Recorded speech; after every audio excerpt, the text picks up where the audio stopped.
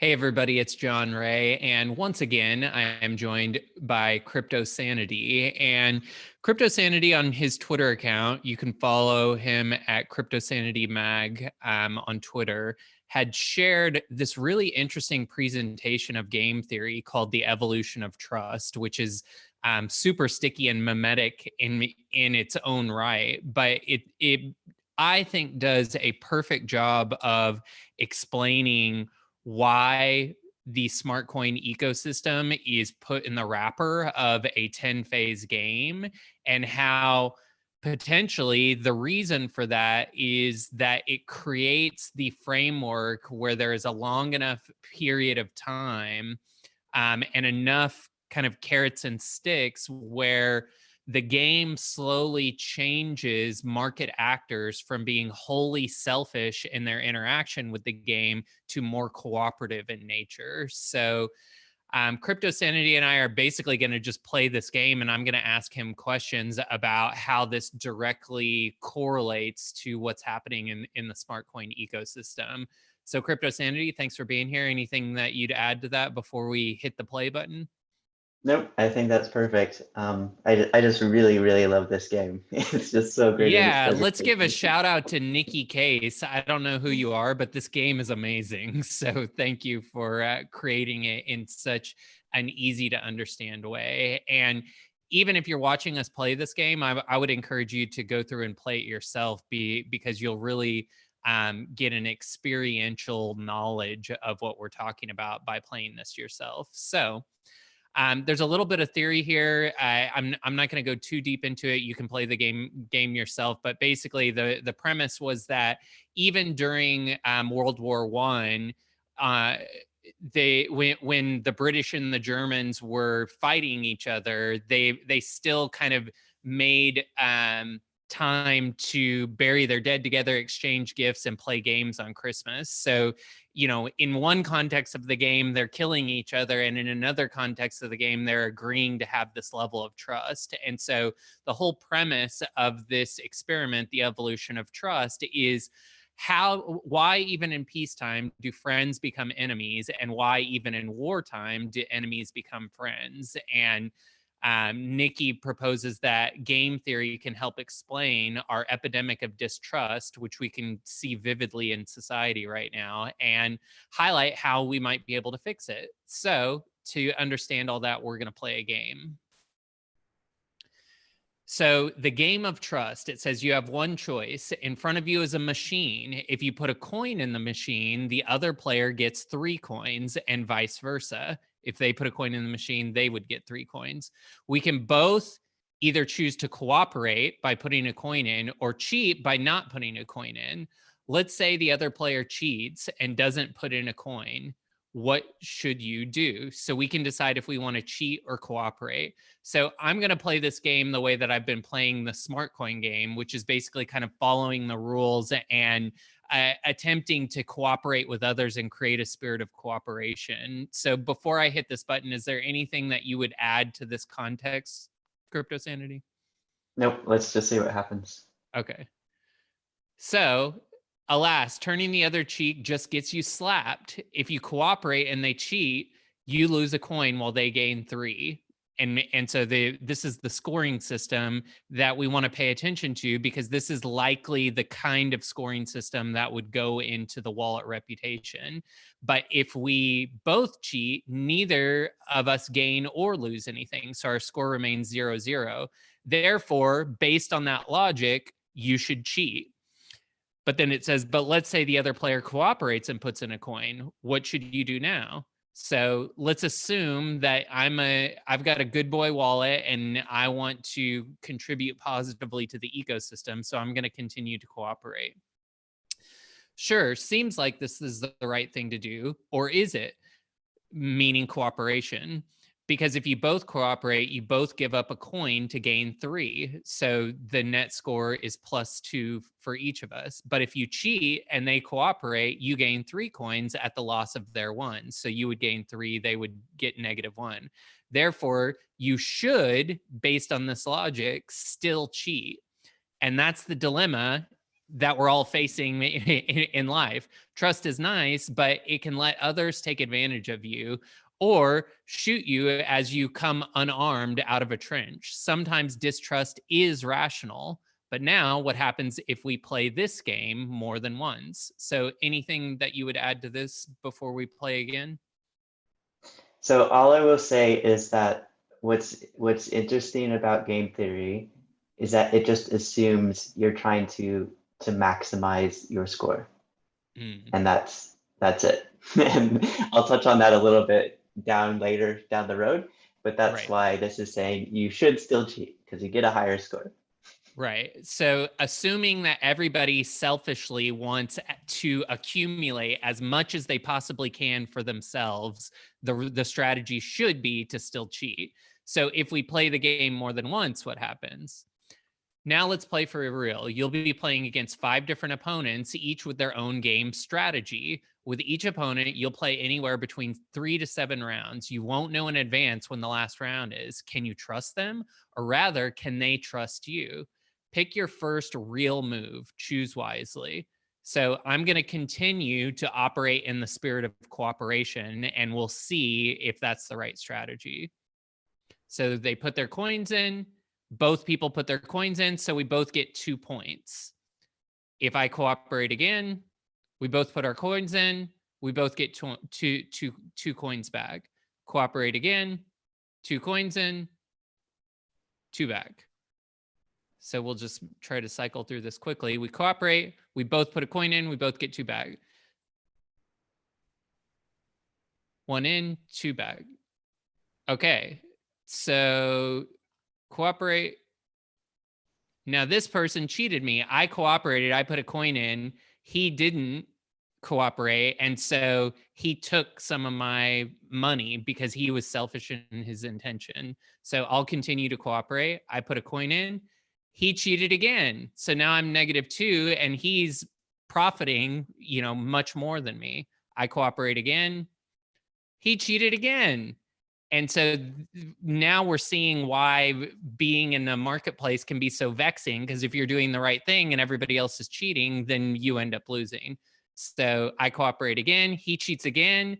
Now I'm -4 and he gained a profit of 12.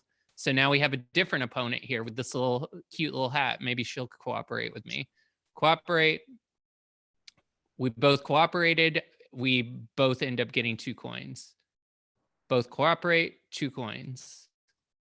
I'm curious to know We how both much how yeah. much you always cooperating is that what you would do in real life as well.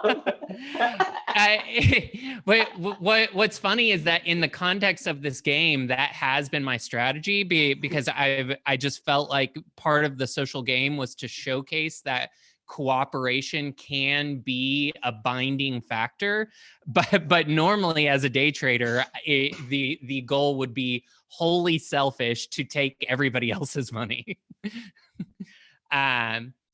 So I'm gonna hit cooperate again and just go that full tilt cooperation just to showcase what it would look like if we all cooperated. When you play this game yourself, you can cheat and go back and forth and kind of see how it plays, and we'll see towards the end of this how different variations can play out. But for me, in the SmartCoin ecosystem, I actually have tried to play the game of cooperation throughout the whole thing, mostly because I felt like there was a carrot that might reward that down the line. So we cooperate again. This is a different opponent. We both cooperate. We both get 2 coins. Both cooperate, 2 coins. Both cooperate, 2 coins. Both cooperate, 2 coins. We both cooperate, 2 coins. Okay, now we have, so right now cooperation looks pretty good, but each of these characters is basically a different market actor. So now I'm going to keep cooperating. 2 coins back. They cheated, so now I lose my coin. They get 3 coins. So their cheating is rather profitable. I cooperate, they cooperate.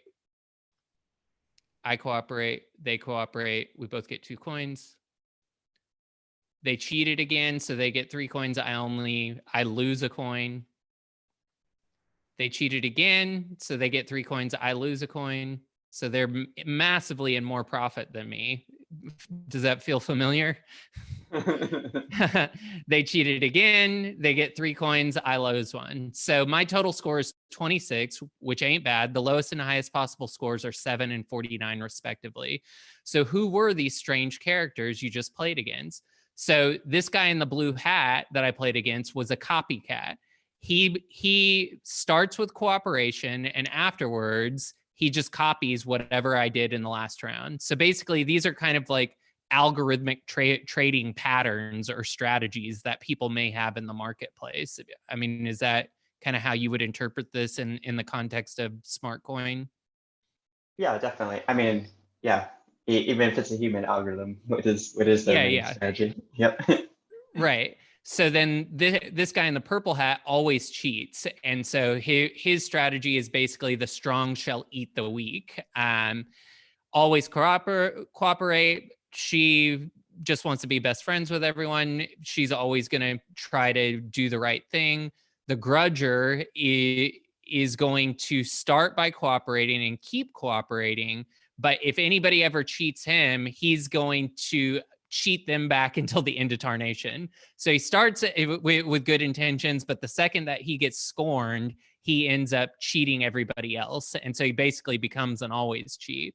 Then the detective says that first they analyze you, they're going to cooperate, and then they're going to cheat, and then they're going to cooperate, and then they're going to cooperate. And basically what they're doing is they're playing a few different moves to see how you respond to that. And if you cheat back, they're going to act like this copycat here and do what you do. And if you never cheat back, they're going to act like the always cheat to exploit you. So if you act like this, they see that as a vulnerability and they want to take your money. So they're going to act as the always cheat. So now what if these characters were to play against each other? And this is where this presentation gets interesting because we're going to see kind of, statistically how all of these players playing against each other in a marketplace could end up. So let's go ahead and do that, and then we can talk about how this relates to the SmartCoin ecosystem. So it says it's tournament time. Each character will now play against every other character. That's 10 paired matches, 10 rounds per match. Who do you think will get the highest total score? Think carefully about it and then place your bets. So we've both played this game, but Crypto Sanity, who do you think we should pick here as our winner? Well, I mean, it's very tempting to pick all cheat, Yeah. right? Because it's like when the all cheat is going against someone that's naive, they'll clean up. However, we know the copycat and the grudger, the second that they're cheated, then they will just always cheat.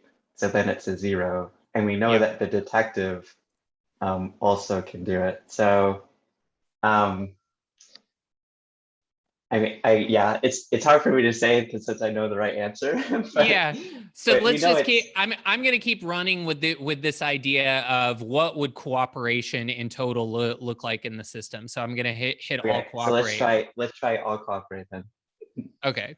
But yeah, I mean, I see a lot of conversations about people saying you should just take as much profit as you can in the SmartCoin ecosystem. You should suicide compound. You should be selling your rewards, and that really is a kind of all cheat strategy. But we'll unpack that here in a second. Let's assume that we think that all cooperation might be that altruistic behavior might be able to win out.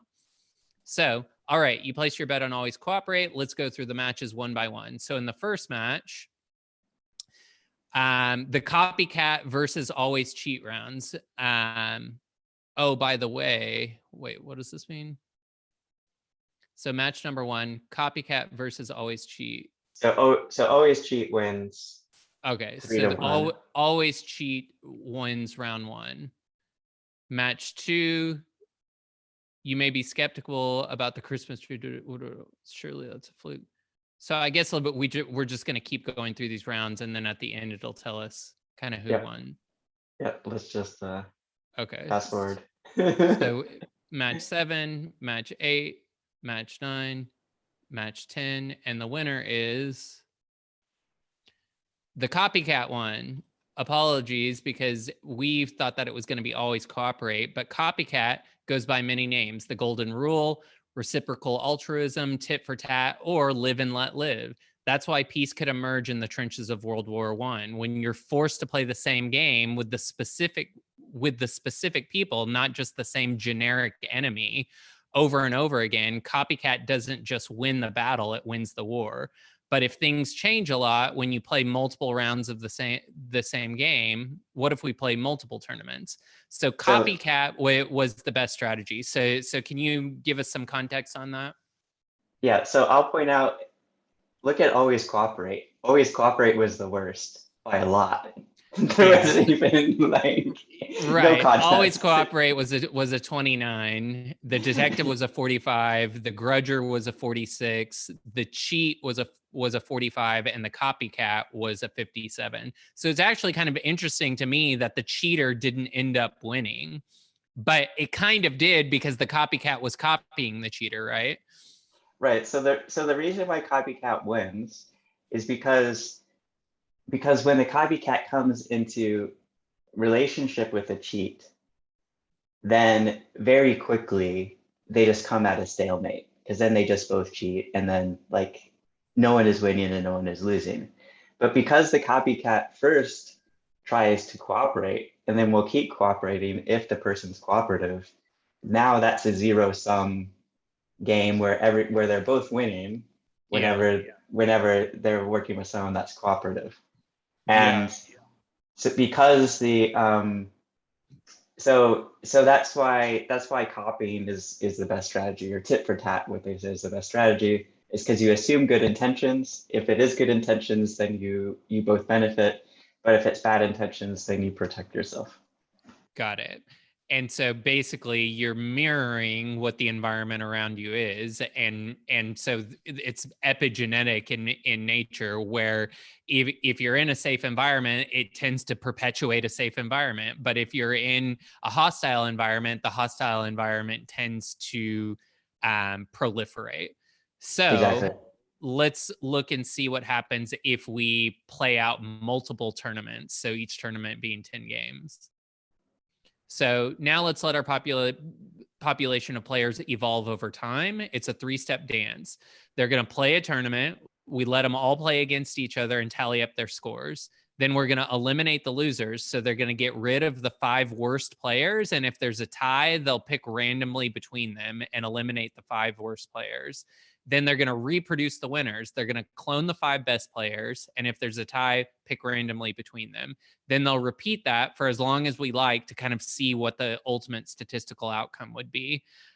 We don't have to wait for people to literally die and reproduce for culture to evolve. All that's needed is that unsuccessful behaviors go away and successful behaviors are imitated.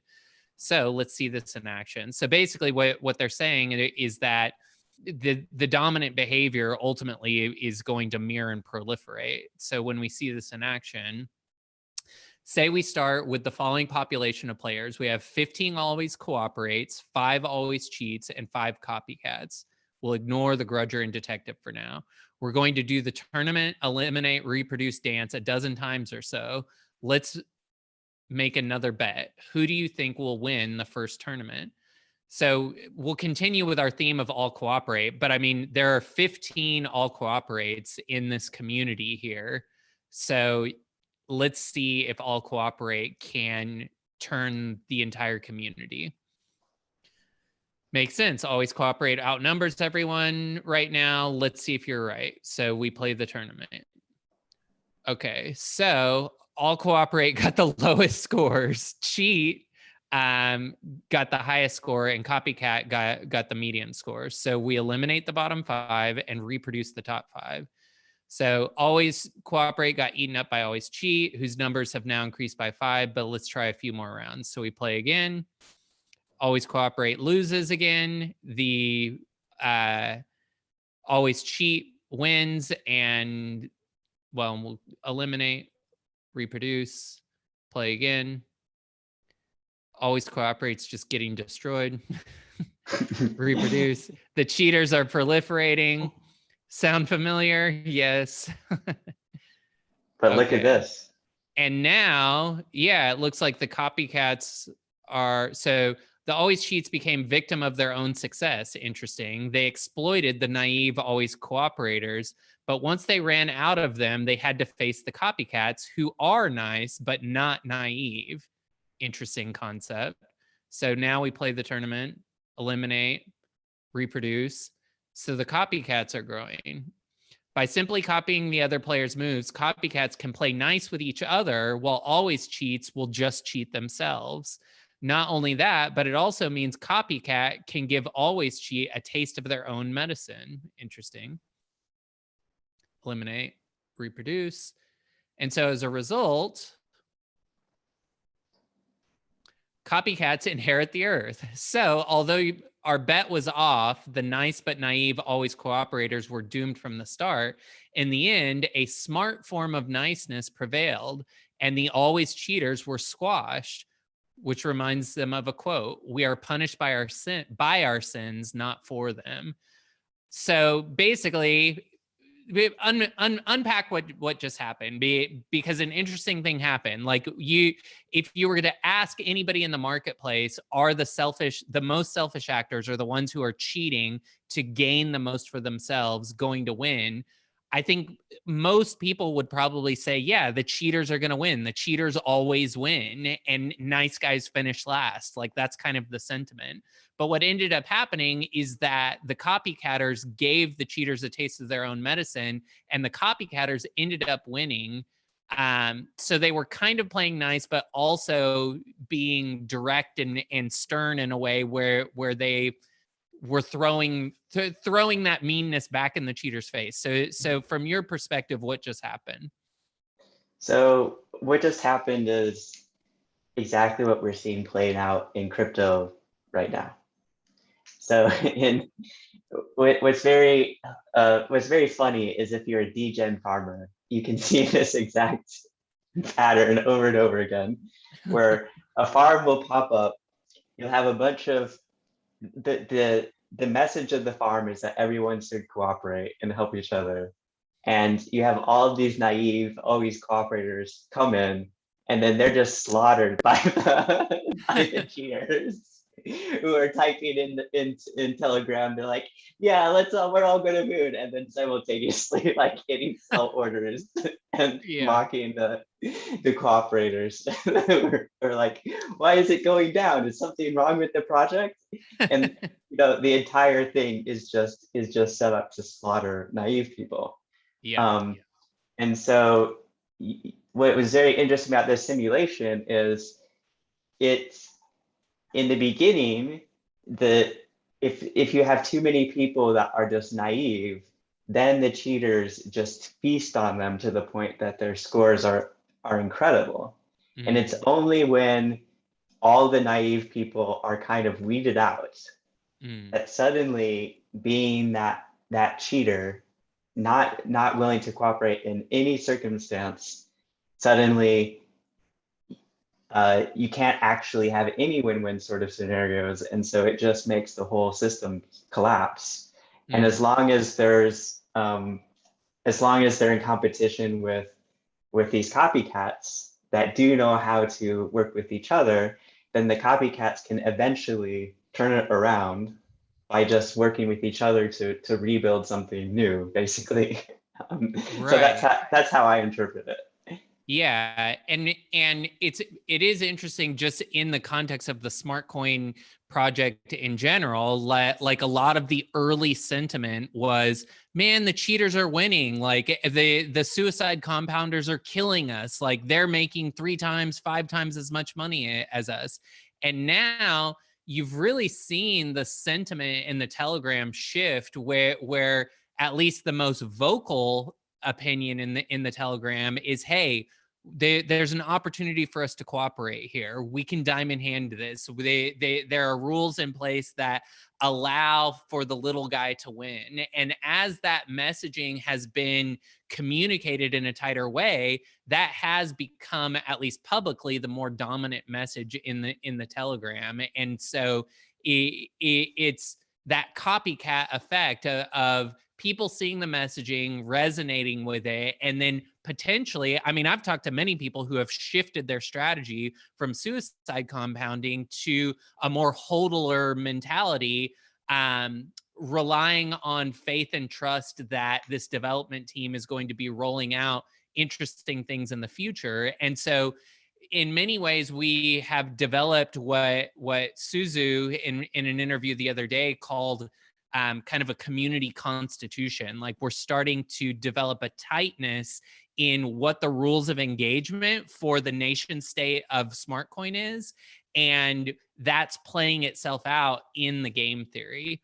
So let's keep playing this game, and then we can talk a little bit more about that. So it says, oh, and by the way, the result is similar even if we put the grudger and detective back in. Let's start the evolution process. So it's going to play this game quickly. We see the copycats win in that situation as well. Sometimes a few grudgers may stick around because when all players except grudger and copycat are eliminated, the two tie. So it seems the math of game theory is telling us something, that copycat's philosophy, do unto others as you would have them do unto you, may not be just a moral truth, but also a mathematical truth, which is pretty interesting. However, there's a problem. Look around. The world's full of total jerkwads. What a great word. If copycat is the strategy in this repeated game of trust that's so powerful that even soldiers in World War I trenches independently evolved a similar strategy called live and let live, why then are there so many untrusting, untrustworthy people? And what's causing our epidemic of untrust? A clue is in the sentence itself. In this repeated game of trust, so far, we've only talked about change in the players, but what about a change in the game? What could lead to the evolution of distrust? So let's see what happens here. Before everything goes to heck, let's start with something nice. Here's a world filled with entirely with always cooperates, except for one always cheat and one copycat. Use the buttons on the right. So we'll start the simulation and see what happens. If the majority of the world is always cooperates and there's a copycat and a cheat, what happens? As you already know, copycat wins handedly in the long run under our current rules, but that's under our current rules, which say that players play against each other for 10 rounds per match. Of course, this jumped out at me because there's 10 phases in SmartCoin's game. Does copycat still win at 7 rounds, 5 rounds, 3, 2, 1? Change the number of rounds with the slider below, then start the simulation. So we can reset it. We can say, okay, what if we were only playing 5 rounds of the SmartCoin social game? If we hit start, in that scenario, the cheaters freaking win. and so if we hit reset and we change it, let's say we played 8 rounds, we hit start. In that scenario, okay, the copycats end up winning, so it's a little bit better. Just barely. Like you can right. see they're almost lost, and then at the last second. Just barely. But in a 10-round game, when we run out the experiment, if we have enough rounds, then the copycats end up winning the simulation. And so to me, once I saw this, I was like, oh my God, this social experiment is designed, almost mapped on top of the game theory that's being presented here, where if a community is given a long enough period of time and enough rounds in a game, then a more benevolent strategy other than just cheating can end up winning. And so since we're only in phase 3, so let's see what happens if we play 3 rounds. So if we play 3 rounds, it's going to appear like the cheaters won. And so a lot of people in the SmartCoin ecosystem still kind of have this underlying feeling that the cheaters are going to win, that they're making more profit. And that maybe, like, I think there's still a doubt in some people's head that maybe they should just cheat too. And what we can see by playing this game is, since we're playing 10 rounds, in theory, it is a long enough game where the copycats can end up winning, and the copycats can be a more benevolent strategy, especially when we have tight communication, which we'll get to in a couple more slides. So anything else you would add to that? So I would just say that that feeling that the cheaters are doing better is factual. It's not just a feeling. It literally is. Even to this point, by far the best strategy would have been to cheat. And Right. so the only thing that makes rational sense to be a copycat in SmartCoin is that we're assuming there will be a future payoff that will be larger than the near term cheating. Right. So it's all faith. Right. Which is an interesting concept in a trustless world, to have faith that some of these longer term rewards are going to be there, in these latter phases. And yeah, I guess one of the, we'll get into some of the new tweets that came out later, but let's continue to play this game. So it says, as you saw, if you don't play enough rounds in this simulation, 5 or less rounds, the always cheats are going to dominate. In 1985, when Americans were asked how many close friends they had, the most common answer was 3. In 2004, the most common answer was 0. We now have fewer friends across class, racial, economic, and political lines because we have fewer friends, period, just in general. And as you discovered for yourself, the fewer repeat interactions there are, the more distrust will spread. No, mass media doesn't count. It must be two-way interactions between specific individuals. Oh, and it gets worse, which is interesting because it showcases that our level of faith and trust is really based on the number of interactions that we have with specific individuals instead of archetypes, or general concepts. There's another way to breed distrust. Here are the payoffs for the trust game. So this is kind of the game theory math. With the normal payoffs, copycat wins, but now change the both cooperate reward from +2 to +1, then click start. Even though +1 is still more than the punishment for both cheating, which is 0, what happens? So let's run the simulation. So the copycat wins. Yeah, so you have to. Oh, do I have to let it play out longer? No, you had to manually click down to +1. Oh, okay. I don't know if there's a way to go back. Oh yeah, I can go back. Oh no, I can't. I think Oh yeah, here. Well, maybe I screwed it up. Oh well. Yeah, let's just I'll just run through it real quick. So if it, okay, continue. Okay, here we go. It gets worse. So yeah, so click down on the where it says +2 at the top. Oh, okay. So cooperate, I pushed down to +1, right? Yeah. Now let's run it. And now click start. So when we lower the reward for cooperation, the cheaters win again. Exactly. Okay. And so one of the interesting things in the SmartCoin ecosystem is that the potential reward for cooperation, the carrot is that it's going to be larger than this +3 here. And so that's where our faith comes into play, because we're basically saying that this is maybe more than the cheaters will get long term. So it's a +4. So what happens if we do that? Yeah, so if you notice it's real high, then even the always cooperate people quickly get rid of. Yeah, then they win. So the higher the perceived reward, actual or perceived reward for cooperation, the more that's going to proliferate in the system.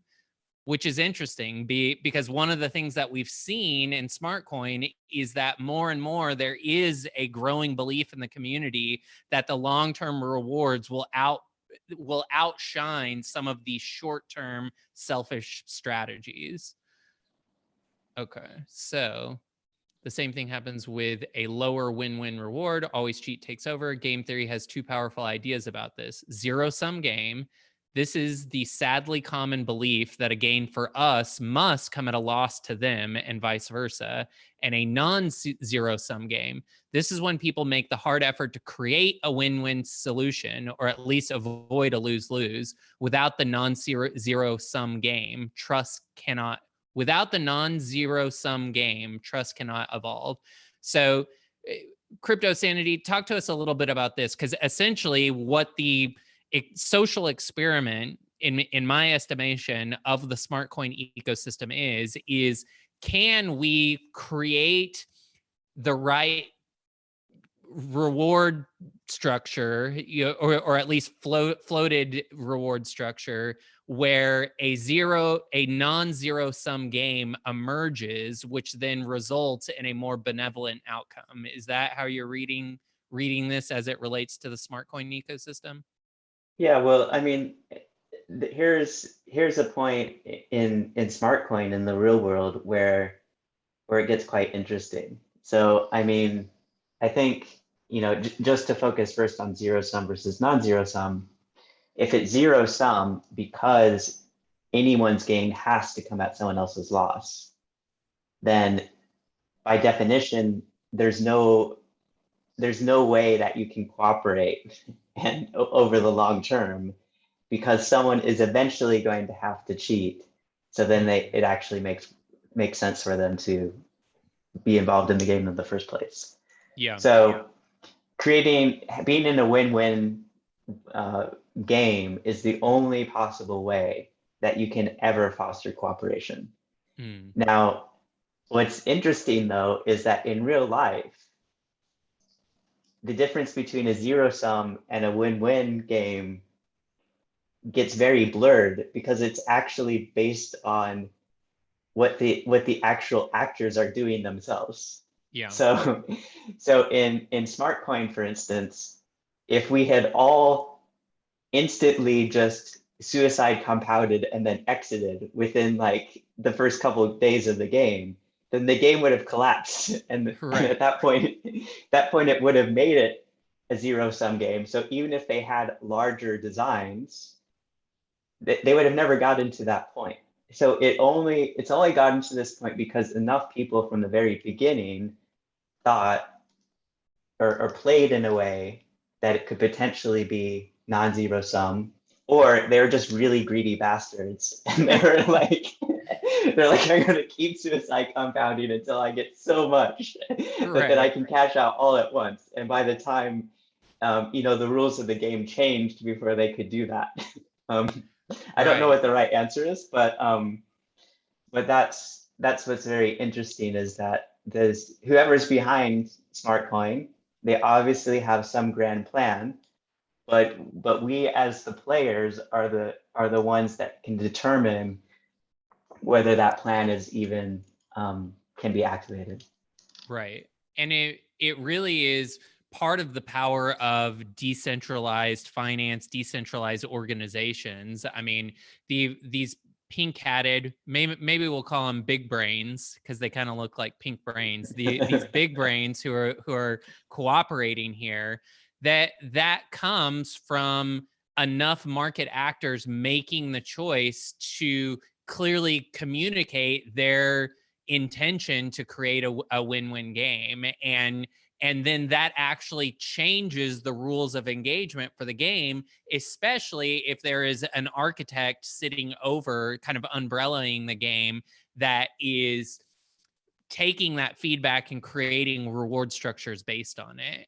And I think that is what we're seeing, is that as certain strategies that are proving detrimental to the SmartCoin ecosystem happen, ultimately what the wallet reputation score is going to do will be punishing those actions and rewarding net win-win actions and people who are promoting win-win actions. And because of that, it allows a pink big brain idea of cooperation to proliferate through the system. So let's look at the next slide. Speaking of which, now let's look at our third and final barrier to the evolution of trust, which is mistakes.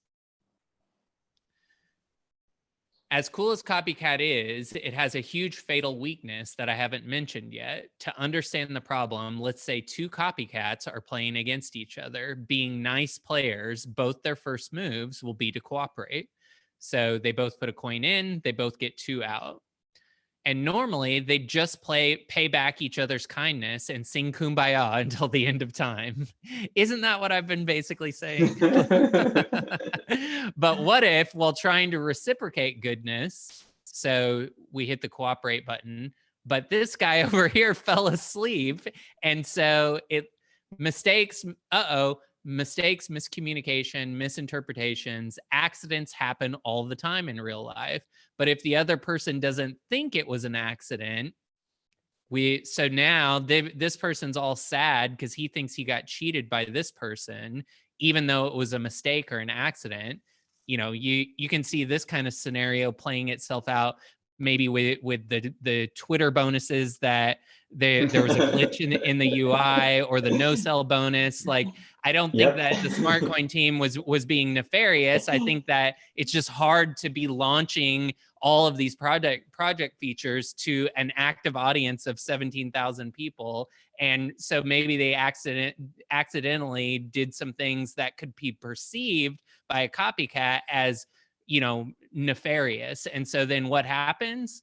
Well, the next time the copycat says, screw this guy, I'm going to cheat them. And so, oh no, times 2, the other player being a copycat had to retaliate. And you, being a copycat as well, are also going to have to retaliate. And so the distrust has been breeded. And so then the next action is, I'm going to cheat. Now this person feels scorned. And now it creates an ecosystem of people treating. So thus, like Hatfield and McCoy's, these two copycats will spiral into an endless cycle of vengeance that started over a single mistake long ago. Tragic, but now, are there other types of players who can deal with mistakes? Let's see. Let's meet some new faces, or new hats anyway. New player is called Copy Kitten. I'm like Copycat, except I cheat back only after you cheat me twice in a row. After all, the first one could be a mistake. Simpleton. Hi, I try start cooperate. If you cooperate back, I do same thing as last move, even if it mistake. If you cheat back, I do opposite thing as last move, even if it mistake. So they start by cooperating. If you cooperate back, they're going to do the same thing as their last move, even if the cooperation was a mistake. And if you cheat them back, they're going to do the opposite of that, even if it's a mistake. So it's a little confusing, but you get the idea.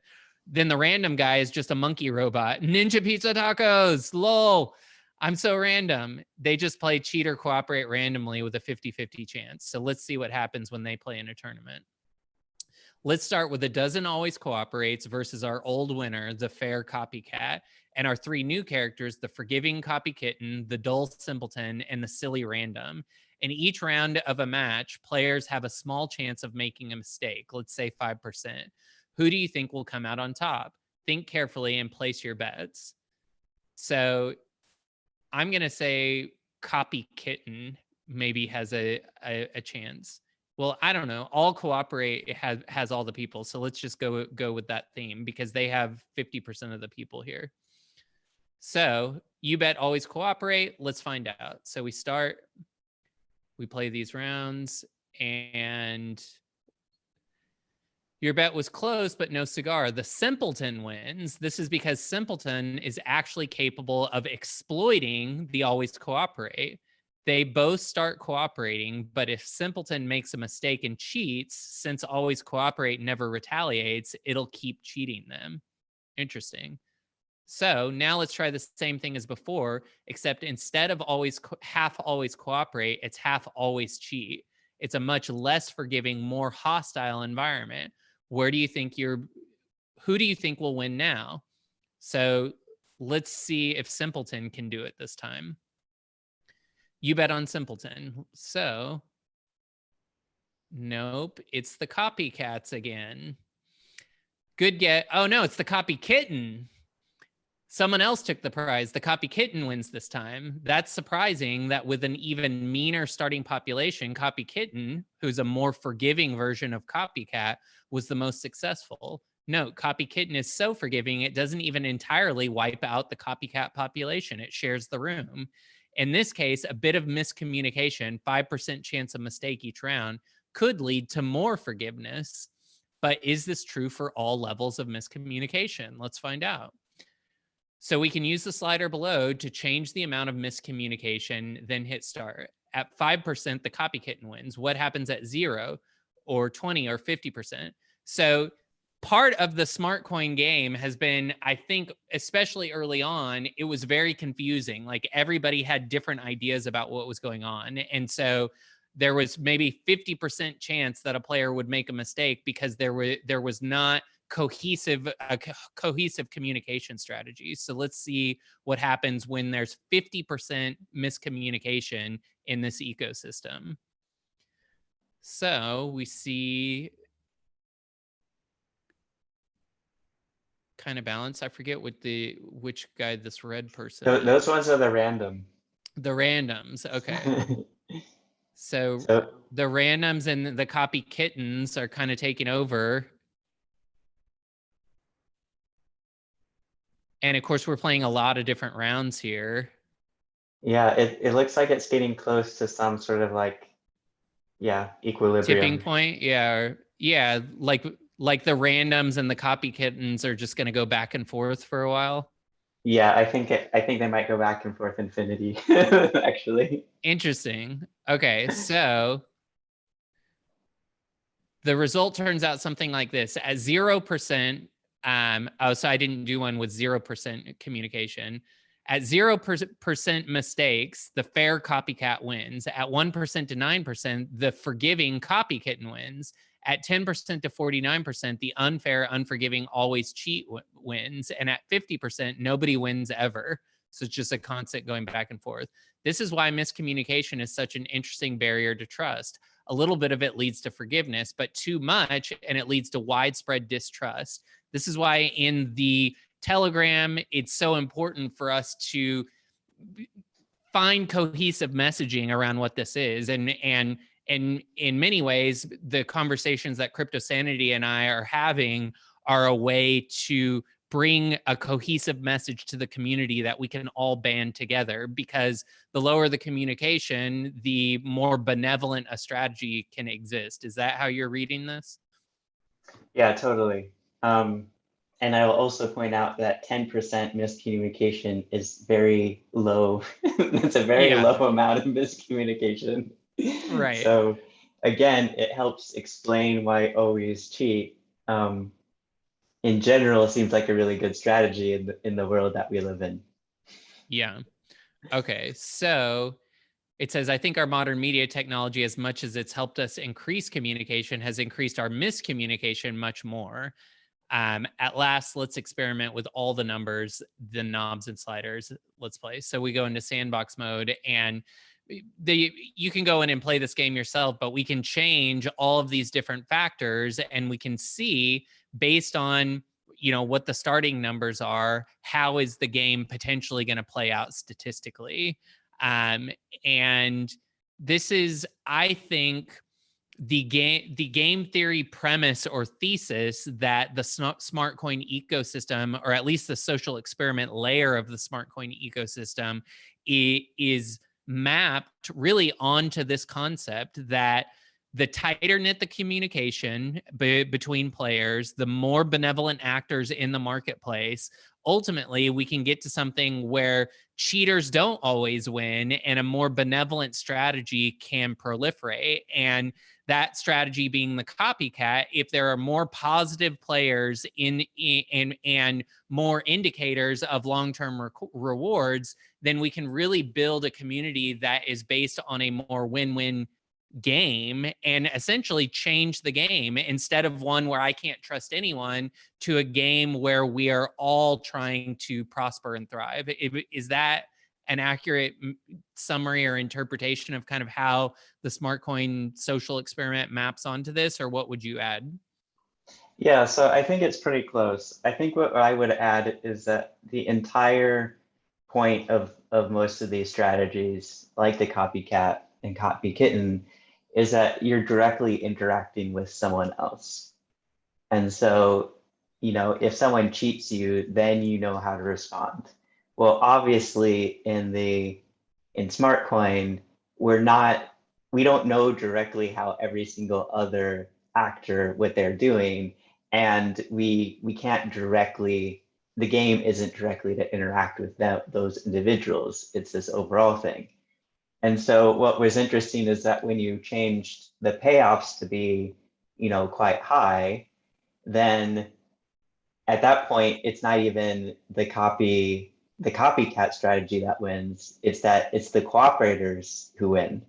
Yeah. And so but the only ones that can actually make the payoffs are the designers of the game. So Right. so ultimately, while I love this game and I think it really says a lot about life and everything like that, it's in SmartCoin itself, we have much reduced strategy because we're just a blobless, we're just a blob of nameless interactions. Right. And that's why the architecture of the game is so important and how they set rewards and punishments. And then to that point is that you need to have sufficient communication, because miscommunication will then erode trust and still make the cheat Yeah. win. So let's talk about some of the potential payoffs, because we are still kind of operating on faith that there's going to be some payoffs down the line that are greater than if we just cheated in the short term. And so it's a kind of pleasure delay that has to happen. And some of the things that have been floated is an 8 or 9 figure prize pool in phase 10 that is potentially shared between players of phase 10. There is the promise of the meme coin drop and the potential that, if we look at Doge or Shiba Inu, those coins have 100x to 2000x, and so if we can have any type of traction like that, then the rewards could be exponential in nature. They floated the idea of an NF key, and maybe that NF key gets you access into some kind of early opportunities in future products that they build. We can get into a little bit some of the new tweets here in a second. And then ultimately just stabilizing the system creates a profitable yield farm, right? So if we're following the rules as they've been outlined and we're LPing, basically pairing smarter with fresh avax and compounding those rewards, claiming those rewards, and then repairing them or compounding them with fresh avax every day, anybody that has been doing that should be in profit right now. Now, we may still be in the early parts of the stage where the cheaters are winning that game, but as we amp up the reward structure, and one of the things that was tweeted out today was this Trojan horse. Where'd it go? So it says, spoke on the phone with a co-founder of Avalanche for an hour last night. Some exciting stuff on the very near horizon. We're all so excited and antsy. This whole no announcement thing is going to come to an interesting end soon. And then they just put this picture of this Trojan horse. And I have some ideas about what this could be, because I've been listening to a bunch of interviews with Suzu. This one in particular, I'll put the link in the description, on how to value crypto assets. And so the way that this all relates to increasing the rewards for cooperation which, as we know, when we do this, let's just start when the rewards for cooperation are strong enough, you can see that cooperation easily wins. And so part of this game is, are the payoffs for cooperating versus cheating great enough for a win-win environment to proliferate? And I believe that this Trojan horse, along with this tweet down here, so somebody in response to them said, "Fork me," which is from I forget which Netflix show this is, but she can't say the F word, so she has to always say fork. And then SmartCoin responds to this, "Who are you and what do you know?" And this plays into an idea that I have been concocting, that the ultimate, and I mean a bunch of people in the community are, the ultimate goal of the SmartCoin ecosystem is to become kind of a crypto project bootstrapping launch pad. So the liquidity in the community will be banded together in these big brain cooperative spirit, and that allows the SmartCoin team to basically build or fork or launch any product to an active audience that trusts them and knows that the project isn't going to rug. And as we've seen, like they're Rain DAO rugged, I think Anubis rugged, like there's so many forks happening right now, and so many of them rugging, that in all of the chats, like the conversation is always, did it rug yet? Did it rug yet? Did Snowbake rug yet? And I think that maybe based on some of the things that I hear Suzu talking about in these podcasts, the idea behind this social experiment is to create this collaborative community and almost what Suzu calls a constitution for the community that is based around this higher reward structure for cooperation, that then allows for the ultimate phase 10 deliverable of the SmartCoin ecosystem to be future projects. And perhaps part of the way that these cooperative rewards go up is that those who cooperate to phase 10 get some kind of DAO governance token or ownership, or the NF key gets them early access to these projects. One of the things I see in a lot of the side chats on Telegram right now is everybody's trying to figure out, where's the next fork at? How do I get in early? Because in Ponzi-nomics, being early is key. And it would be really interesting if your NF key that they've been kind of floating as a reward idea got you early access into some of the crypto launch products. So I was just kind of skimming through the latest tweets while I was driving. Not recommended, but these are some of the things that I was thinking about, especially given this interview between Suzu and Hasu, where they're talking about how do you value crypto assets, and really crypto assets should be valued more as a nation state, where you're factoring in the community and the rules that the community is playing by. And of course, the SmartCoin social experiment is, as we've seen, playing the evolution of trust, kind of showcasing how over a long enough period of time, if the community is full of enough good actors, there can kind of become a benevolent constitution that dictates how the game is played and even what the game is. So I'll stop talking there. And anything that comes to mind for you, Crypto Sanity, around that? No, I think that was a great summary. And again, just to reiterate, you need a community of good actors, and the structure of the game rewards them much more than cheating.